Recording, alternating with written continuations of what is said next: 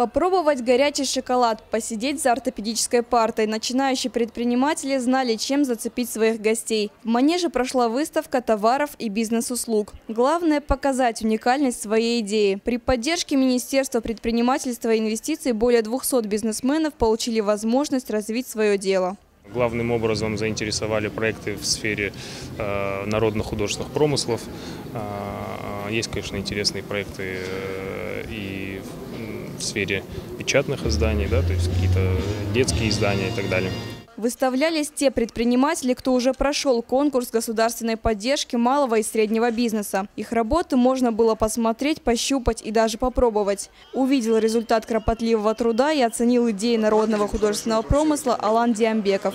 Он оценил каждый стенд и пообщался с предпринимателями. Это где?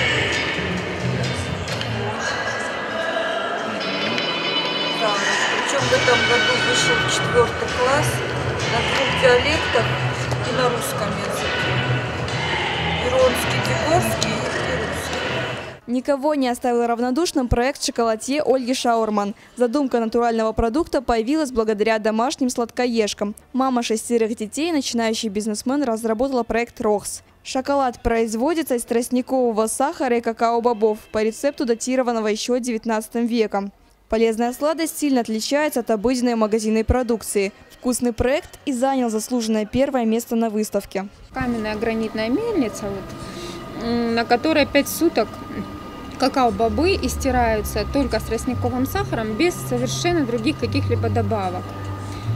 И когда мы первый раз попробовали с детьми этот шоколад, то мы были очень поражены, потому что вкус, конечно, очень сильно отличался.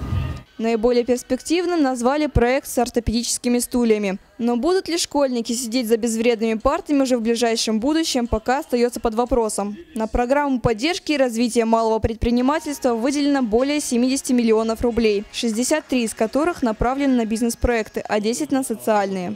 Социальным проектом обеспечивают рабочими местами инвалидов, сирот и выпускников детских домов. По этому направлению деньги получили уже 17 участников.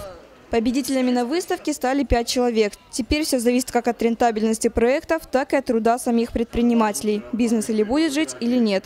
Наталья Алексеева, Тимур Мазаев, Евгений Маркин, Осетия ТВ.